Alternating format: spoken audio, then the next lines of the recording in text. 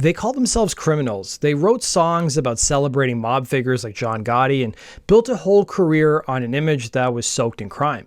Their music was a cinematic cocktail of hip-hop, rock, and soul, painting a romantic, wise guy lifestyle. They were slick, sarcastic, and totally unique. But before the gold chains and the headlines, they were just three guys from New York City with a wild idea. What if you could become famous for idolizing the Mafia? This is the story of how the idea took them from the back rooms of nightclubs to the music charts, creating a legacy as strange and compelling as their music. Because you guys requested it, this is the story of Fun Lovin Criminals.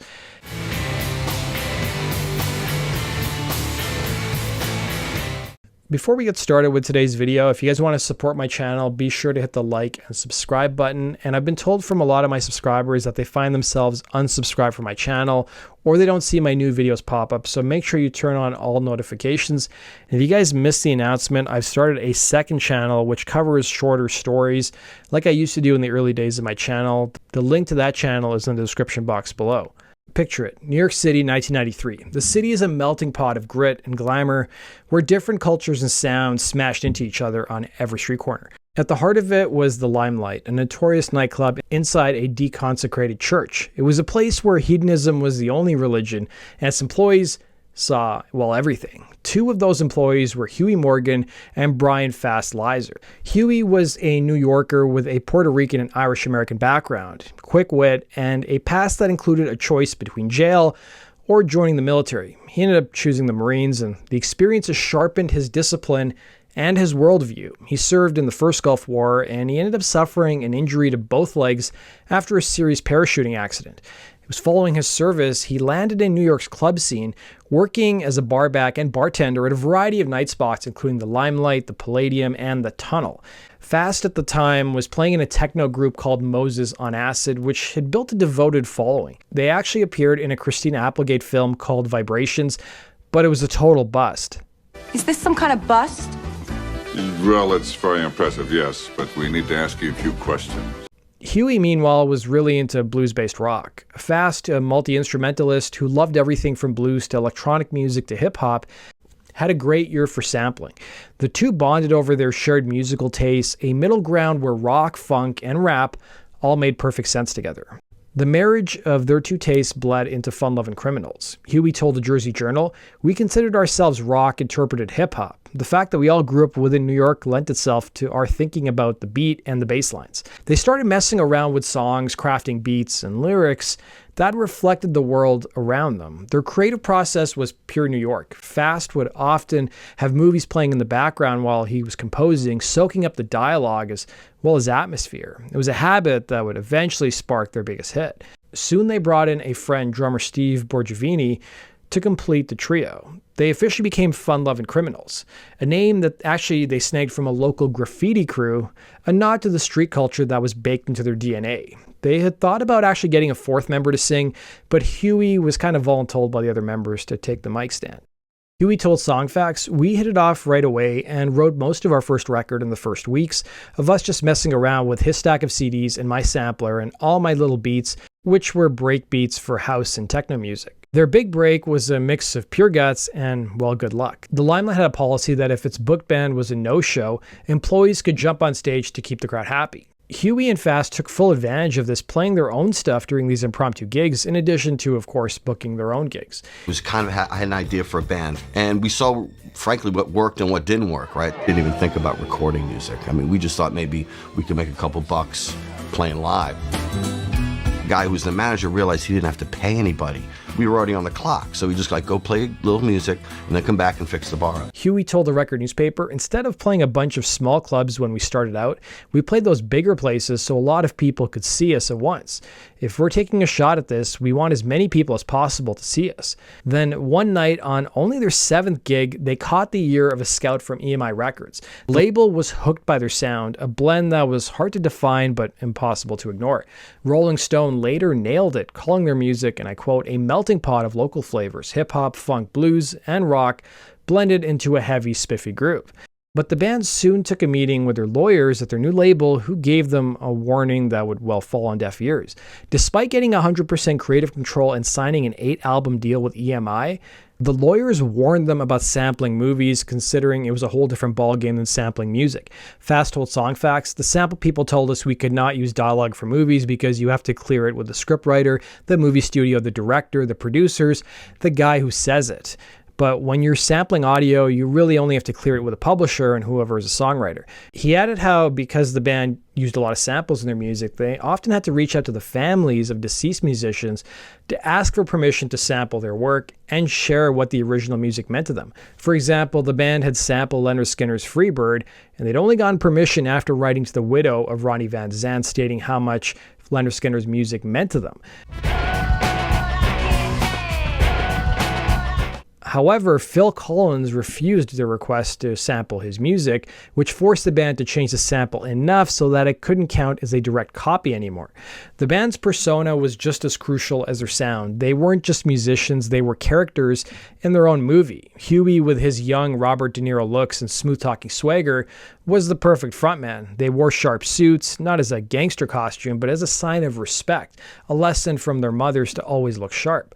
But the image stuck. They radiated a street-smart wise guy cool that was part of the caricature, part authentic New York City. Huey told the Irish Independent, "The Lower East Side is a fairly rough place. A lot of people say that our music is painting a glamorous picture of crime and criminals, but where I come from, wise guys were glamorous. They were exciting." The lyrics were filled with stories of city life, touching on crime as well as violence, but always with a thick layer of humor and satire. They weren't just glorifying crime, they were using its language to tell stories about the city they knew, a world where mobsters were celebrities and the line between outlaw and folk hero was beautifully blurred. And at the center of it all was one man, John Gotti. Huey told the Western Daily Press, "We use crime as a metaphor. It's something we grew up seeing, and it's kind of a strange duality that exists in New York City where legality and morality are not the same thing." In 1986, Fun Lovin Criminals dropped their debut album, Come Find Yourself. It was the perfect mission statement, inviting everyone into their fully formed world. The album was a sonic collage of New York, a trip through the borough set to funky bass lines, soulful horns, and rock guitars, all tied together by Huey Morgan's half-rapped, half-sung delivery. The album shouted out everyone from Robert De Niro to Richard Nixon, but their fascination with organized crime is what truly defined them. This was the clearest on the track King of New York. The song tells the story of an archetypal wannabe gangster who idolizes the infamous mob boss John Gotti, head of the Gambino crime family. Gotti was famously sent to prison 4 years earlier in 1992. The song paints a picture of a guy rejected by the Mafia, so he does the only thing he can think of to win their affection, and that's trying to break John Gotti out of jail. It was bold, provocative, and perfectly timed. Gotti was a larger-than-life figure, the dapper Don whose public trials had the nation hooked. By wrapping his name in a cool, funky track, Fun Lovin Criminals was tapping into a cultural moment, blurring the lines between news and pop art. To them, Gotti wasn't just a crime boss, he was a symbol of New York power and defiance. But the song that really made them famous was Scooby Snacks. This track was pure pop culture alchemy. The chord grooves was something that Fast had cooked up while watching Quentin Tarantino movies on Laserdisc. He sampled dialogue from both Reservoir Dogs and Pulp Fiction, two films that had just revolutionized cinema with their own mix of style, violence, and cool soundtracks. The lines fit the band's criminal persona perfectly. The band would sometimes even perform in black suits and ties to pay homage to the characters in Reservoir Dogs. Huey then laid a story over top of it, a tongue-in-cheek tale of robbing banks while high on Valium, which they called Scooby Snacks. The term was slang for the drug. The story comes from when I worked at the club, The Tunnel. On hip-hop nights, it got very stressful because the people would be pulling guns, shooting the place up. It was crazy. So the head of security's dad was a pharmacist, and somehow this guy got a 1,000-count jar of Valiums, you know, like 10-milligram Valiums, and he walked through the club before the club opened. Anybody want some Scooby Snacks? And that's how it happened. And like I was the bartender, I was like, yeah, I'll take a bunch, man.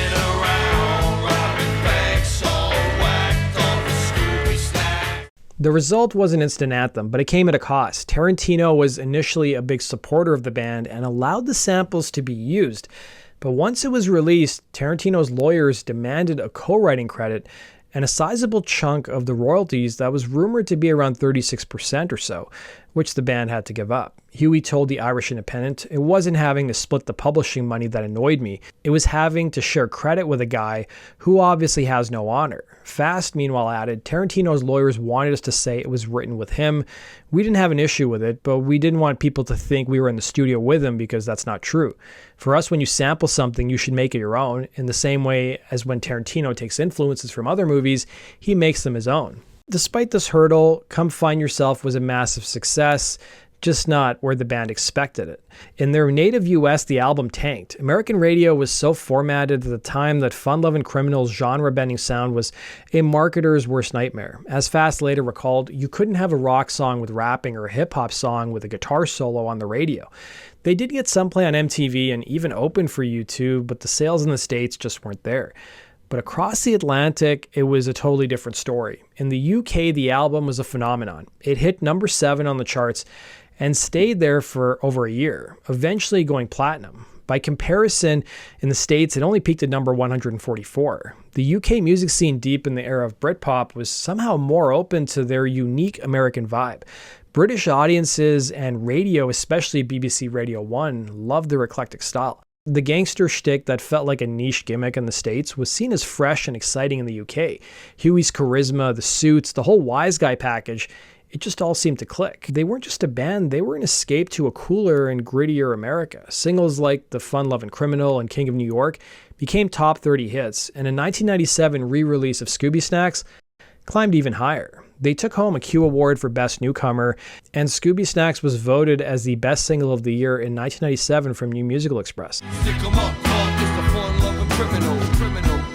They also had some success down under in Australia. Huey told the Age newspaper, "I'm a regular guy from New York, and I never thought that people in Australia would listen to my music, let alone like it." Their first album went platinum in the UK and ended up selling over 1 million copies worldwide. Popular on MTV at the time was hip-hop. Huey remarked about hip-hop's popularity in the States on MTV, stating, "I think the R&B stuff is getting a little out of hand. It's really starting to be a parody of itself. It's almost professional wrestling, if you will. A lot of people think that's how New York is. When you go out to nightclubs, they all wear lame suits. They don't." The band had built a career on an image, but just as Fast later admitted, it was a double-edged sword. He said, "Everyone loved this cartoonish gangster thing, but that kind of hurt us a bit when everyone realized we weren't real gangsters. We never said we were. The band, after all, were storytellers. The controversy was the hook, but it was the musicianship and the innovative sound that made people stick around. They had found their audience, just not in the city they mythologized. It was instead thousands of miles away." Riding high on their European success, Fun Lovin Criminals returned in 1998 with their second album, 100% Colombian, which showed a real evolution. It was written over an 18-month period, mostly while they were out on tour. While their debut was a brash, sample-heavy blast, their second record was more refined and soulful. The title was another cheeky nod to illegal substances, but the music inside was surprisingly smooth, leaning heavily into funk, soul, and lounge grooves. The band were adamant about mixing live instruments with sequence material. Huey told the Chester Chronicle, "We married the technology of the 90s with rudimentary inflections found in early blues, jazz, and rock and roll." The album ended up peaking at number 3 in the UK, going platinum, but in the States, it never charted. There was an interview the band gave to the Montreal Gazette in 1999 that spelled out just how much of a sales imbalance their second record was between the States and the rest of the world. Despite selling 1 million copies of their second album, only 20,000 of those sales came from the States. Getting back to the album, it featured standout tracks like Love Unlimited, which was a slinky, heartfelt tribute to the soul legend Barry White, which showed a softer side to the Criminals. Huey told the Irish Independent, "Barry White did pretty much save my life, because my whole generation became men to the sounds of Barry White." The song peaked at number 18 in the UK. Barry White, save my life. Another key track, Korean Bodega, was a funky slice-of-life story that proved they hadn't lost their touch for street-level tales. That song peaked at number 15 in the UK, while their other single, Big Night Out, peaked at number 29.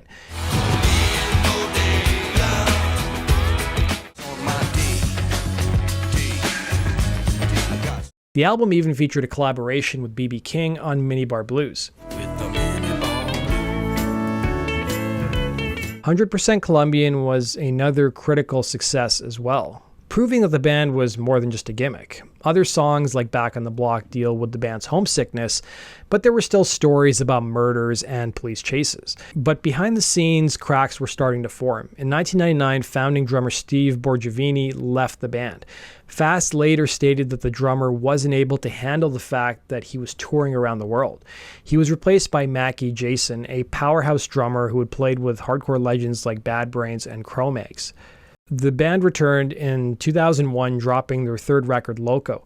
The title track became their highest charting single in the UK, peaking at number 5, thanks in large part to the song also being featured in a beer ad around the time. But the album cycle also brought a major fight with their label EMI. Without the band's full approval, though, the label put out a greatest hits compilation in 2002 called Bag of Hits. The band was furious, feeling that it was a cash grab that they couldn't control or stop. Despite their protests, the album was released and reached number 11 on the UK albums chart.